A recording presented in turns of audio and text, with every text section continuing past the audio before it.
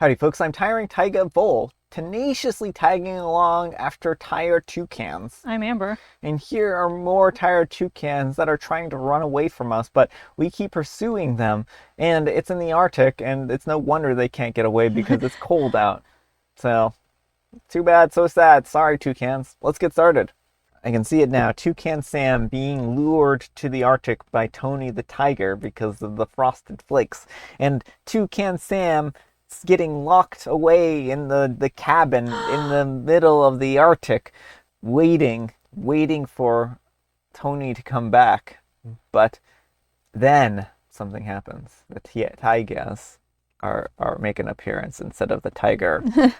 Alright folks, well our first letter is titled, Am I a Jerk for Wanting to Break Up with My Girlfriend Because I Was a Dare Date?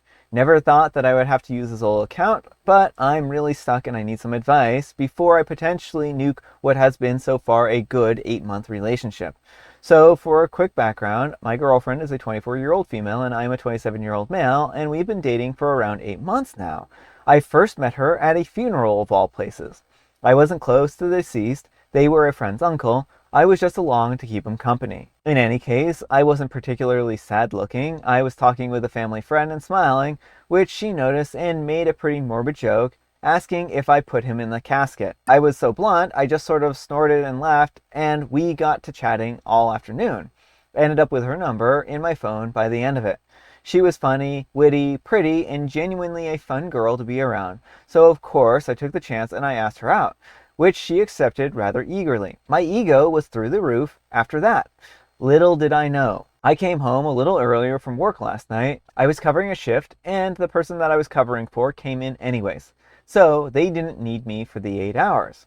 Anyways, I came home earlier than planned, and I overheard my girlfriend laughing with someone on her phone. I was just about to surprise her with a little jump scare when I heard her say, quote unquote, I never meant for this whole thing with boyfriend to last so long. I'd never normally date someone like him. She spotted me shortly after that. I admit I made a little noise that I can't even begin to explain, and she heard me. I never have seen someone go that pale before. She was all wide and teary-eyed and quivering lips. Girlfriend then spent the next hour or so confessing that she had never planned to date me. But once her and her friends found out that she had given me her number, they found a pic of me online and apparently found me so hilariously unattractive that girlfriend just had to fake date me for a week to give me hope. I wish that I was joking. Her friends and apparently girlfriend are all stuck in their mean girl high school phase. Girlfriend agreed, but I guess apparently forgot about it because we've been dating for 8 months. Not 1 week. She told me that she was dumb for agreeing with it and that I was a really good guy. And that she really did love me, but she never expected to actually feel that way about me. Why? Because I'm not her usual type of guy. When I asked her to elaborate, she mumbled that she didn't really initially find me attractive at all, but after dating me for a little while, she stopped caring about my looks. I admit I just sort of lost my temper, and I called her immature, waste of my time. I told her that I wished that she had just dumped me a week into dating, because to find out all of this after 8 months, when I cared about her and I loved her, was just foul. I'm staying with my mom at the moment because I need a little space to think and vent. Would I be the jerk if I dumped my girlfriend for this? Edit, wow, okay, I did not expect this much feedback. Blimey. So I've turned my phone back on and it's a mess of texts, voicemail, and missed calls. I've only listened to a couple, but she absolutely is sobbing her heart out and pleading for me to come home so she can explain. Nothing from her friends, mind you, just her. Says it all really. No idea what to do, but now I feel like rubbish. Alright folks, what do you think? Definitely not the jerk, and this does not seem like a good and supportive partnership. So, I don't know about that, right? I think that there's not enough information here for me to judge whether it's a good or supportive relationship, right? It sounds like she actively went out of her way to change her mind, and she didn't. Yeah, she started dating him on bad pretenses, but she realized that her pretenses were immature, right? Well, but she's still like going along with her friends, and there is an update to this one, and I don't know if the whole thing is worth reading, but pretty much he just asked her, why should I stay with you? And she's like, because we've been happy. And he's like, well, what about your friends? Well, that's just how they are. We've been friends for so long. And like, she basically is like, I'm going to maintain this pretense to my friends and keep hanging out with these awful people forever. Well, I mean, I guess it really depends on like the connotation of on that phone call, right? Because I kind of read the connotation of like, oh, I just can't believe that I would have stayed with him for this long, right? But if it was more like she was saying it kind of in a mean way, like, oh, haha, he's such a, blah, blah, blah, then that's a little bit of a different thing. Like if she's actually feeding into her friends, then that's not good. But if this is where she's sincerely realized that she was wrong for that, then I would say that maybe giving her more opportunities would be fine too, right? Maybe. I'm not sold. I'm more of the opinion that the relationship started under false pretenses, and it's a really like at the end of the day, it's up to OP what he wants to do. But if she's going to keep these awful people in her life, and it sounds like she's committed to that, like, do they ever interact together? Are they going to be at your wedding? Like, do you really want to be with two people who think it's hilarious to set someone up only to break their heart a week later?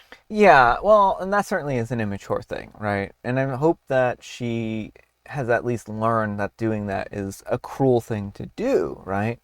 And I think that she it shows that she sincerely loves OP now. And I think that it's a really difficult thing. Like I would say that this is something that only OP can decide personally for themselves if it's worth staying in the relationship or not. Like if they think that their girlfriend does sincerely love them, then and this was like a childish or immature thing that the girlfriend agreed to, and that she wouldn't do something like this in the future. I mean, not of course dating someone because would be dating OP, but it's an important lesson to learn, right? And maybe she can mature from this. But I don't know. I mean, it's a hard situation. Amber's like, Brian's always about forgiveness. You are, and I'm just like, nope, do not forgive. Well, because again, like if she really had grown, then wouldn't it be time to cut off these friends who like she should have outgrown these friends?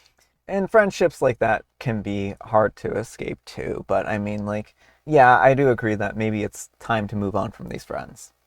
But let me know what you folks think. So anyhow, take care and good luck. And Armadillo Guy says, info, have you met her mean girlfriends? What are they like around you? And OP replies, I've met them. They seemed nice, to be fair. Chatty, funny, and kind. Apparently not, though. And Hidden Vixen 21 says, for argument's sake, what would it take for you to forgive her and move past this betrayal?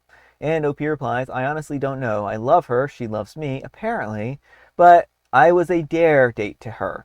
Something funny to give hope to and then dump once she got her jollies. That she gave up the plan is nice, I guess, but I still feel ugly and laughed at. And that's hard, right? Mm-hmm. Well, and then there's always going to be that question too, because she does say that like essentially the idea was to give the uglies of the world hope and then dash that hope. So at one point she found OP ugly. Well, and she also says that she doesn't really find OP attractive, but Mm-hmm. not all relationships need to be about attraction too, right? And apparently she's willing to look past, that shallowness to and love OP for who they really are. But some people also want to feel attractive in a relationship. Like you can feel really hard if you think your partner finds you ugly. Like because you're absolutely right. Relationships do not have to be founded on attractiveness. Yeah. And not even everyone experiences sexual or romantic attraction. Yeah. And you can have a healthy relationship that is not without having that attraction. Mm-hmm. But for some people, they really do want to feel attractive. And if they feel like their partner finds them ugly, then that's a really hard thing. Yeah. All right, folks, and our next letter is titled, Am I a Jerk for Not Apologizing for My Honest Opinion on Names That I Had No Idea My Sister-in-Law Was Considering for Her Child? This happened 6 months ago. I'm a 27-year-old female, and I was expecting my first child when my sister-in-law, Beth, a 29-year-old female, asked me what names my husband and I were considering. I told her that we weren't sharing any names yet. She rolled her eyes at me and said that my husband told her the same thing, and that she thought that was just terrible. Beth and my husband are siblings for clarification. When I didn't offer up any names that we were considering, she started asking what I thought of certain names. I remember 4 of the names that she mentioned. For girls, she brought up Constance and Eleanor, and for boys, she brought up Malcolm and David. I told her that I didn't like those names. Some of the names were a little too boring, and other of the names made me think of someone's grandparents, which wasn't a vibe that I liked. At the time, I assumed that she was just trying to offer suggestions because she went from asking what we had picked out to asking my opinion on those names. She mentioned so many of them that I've forgotten most of them since. 2 months after our talk, Beth had announced that she was expecting a baby. I thought nothing of our prior conversation, and 2 weeks after Beth's announcement, my son was born. Beth was acting weird around me and my husband at that time, and I asked her if she was okay, and she said nothing was wrong. A few days ago, Beth, who was still pregnant, announced on social media the name of her daughter. We saw her a couple of days later for a family dinner, and Beth said that my husband shouldn't have commented on her name post since I had made it myself clear 6 months ago that I hated every name and I trashed all of her baby names ideas for the baby. I told her that I had no idea that those were her baby names.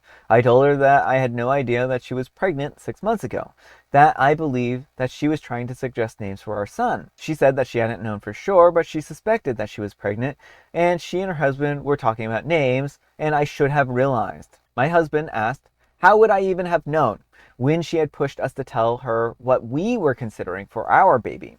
My other sister-in-law told Beth that she needed to get over herself. And if she had been annoying me with what looked like baby name suggestions, she didn't have the right to be upset when the baby names she suggested were actually the names that she wanted. Beth said that when I heard what her daughter's name was, that I should have apologized. It was one of the names that I'd forgotten. My husband and other sister-in-law said that I didn't need to apologize, and their parents told Beth that it was rude to bring it up like she did. They said that we should talk about it one-on-one instead of over dinner if we had something to resolve. Beth said that I should never have been so ugly with my honesty. Am I the jerk? All right, folks, what do you think? No, not the jerk. I mean, given that the context was around OP and her baby names, like the natural assumption is that these are suggestions for OP to name her child. Mm-hmm. And while, yeah, she could have been a little less harsh, like if you think someone's trying to suggest names for your baby and you're just really not into them, like there's also like no reason to hold back, like, oh yeah, no, that name's not for me. Like if you sister-in-law I think went about this in a really bad way, and it was not clear at all that these were names she was considering for herself, and so I think it's ridiculous for her to expect Opie to read her mind and know what she's doing here. I think even if if the sister-in-law had asked OP for input on baby names that she was suggesting, that she should have been open to OP being liberal with their criticism. This is like saying, oh, I don't like chocolate ice cream. If someone asks you, what do you think of chocolate ice cream? And you're like, oh, chocolate ice cream is gross, right? No one is going to bat an eye about that because it's an opinion, right? It doesn't mean it's a universal truth that chocolate ice cream is gross. It's just gross to you. So opinions are like that. People are going to have different preferences, and just because OP is being honest about that preference doesn't make them a bad person. Well, I agree with you. I mean, I just think that like if OP had known, she probably would have been a bit softer, like, oh, that's not my favorite name, Yeah. rather than being like, oh, those are grandparent names or whatever she Mm-hmm. said. Like, and not that there's anything wrong with using older names. Like, some are making a comeback, some have never gone out of vogue, and so, but yeah. My only point was like I think especially given that Opie had no idea, then why would she temper her Yeah, remarks? exactly. But let me know what you folks think. So anyhow, take care and good luck. All right, folks, and our last letter is titled, Today I messed up by convincing my stepfather to get a cat. Now they have two. So to put some context on this, my stepfather doesn't really like pets. It's not about him hating or hurting animals, more of he doesn't really have a relationship with them. My mother always wanted to have a cat. She tried to convince him when me and my siblings were younger to get one, but to no avail. He didn't want to even hear about it. She tried to figure out why he doesn't want any pets in an attempt to figure out if there was some kind of trauma or something that could have caused his dislike, but really nothing came to mind. And then my mother got a kitten from her coworker. You can imagine how it went when she came back home. Nothing in this world could have even made him listen to the idea of taking care of a cat. He even stopped talking to her for a whole weekend to, I don't know, prove a point or something like that. My mother got scared that he would divorce her. She has some kind of trauma due to my father, and I saw how miserable she was over the next few weeks. I know that it's not my place to fix her issues, but I couldn't just do nothing. So I called him. Well, after an hour and a half of trying to convince him just to give it a shot, he finally agreed and told my mother. She called me afterwards, full of joy, and I bet I felt like the greatest son out there. Well, it took him about a full week to fully forget about his dislike towards cats.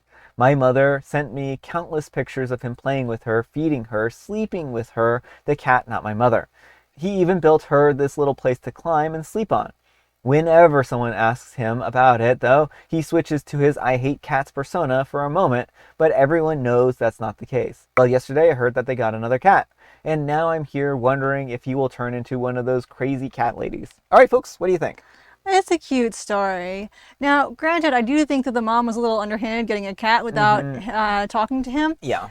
So I don't like that aspect, but I'm glad that everything worked out for the best and he has been open and happy to let these furry companions into his life. Yeah, I mean, it's certainly like cats are a two yes type of situation. Mm-hmm. And it's not great to go ahead and get a cat behind someone's back. You know, this kind of reminds me slightly of a one that we read a very long time ago where the wife, and their husband were going to go look at cats at a pet store, and she brought one back home because he just refused to go to the pet store or something like that. And then, but it didn't kind of end with this happy ending though. But I mean, I think like it's nice that he was able to give it a try and discover that he actually liked cats in the end. Yeah. So like, I am hopefully the cat will bring so much joy to both of their lives that it's all worth it in the end. And I mean, they have 2 cats now, so it seems like it is. Yeah. But let me know what you folks think. So anyhow, take care and good luck. All right, folks, it is tea time. Grab your beverages of choice. I've got some tea right here, and Amber, she has a joke. Why were the soap suds so popular? Well, the soap suds were so popular because they cleaned up well after themselves. Could be. They had such bubbly personalities. Oh, that too. And it's National Bubbles Week. And it's also World Folktales and Fables Day. So for the next week, you need to go and find a tremendous amount of soap and fill your house with soap bubbles. No. So that just foam. Tons of foam. Hopefully you enjoy National Soap Week. National Bubbles Week. Oh, Bubbles Week. Yes, I forgot. And I have licorice spice. All right, folks, that's all the time we have for today. Thank you so much for watching. Happy special Sunday, folks. I hope your Sunday is off to a special start. Amber, we need some kind of moral advice and or guidance, and please have it the headline of a newspaper. Extra, extra, read all about it. Local cat steals man's heart. More on it at 7. Yes. It was a horrifying scene. The cat reached in there Not all like that. Indiana Jones style and ripped it out. Not like that. Thanks so much for watching, and we'll see you all tomorrow. Bye.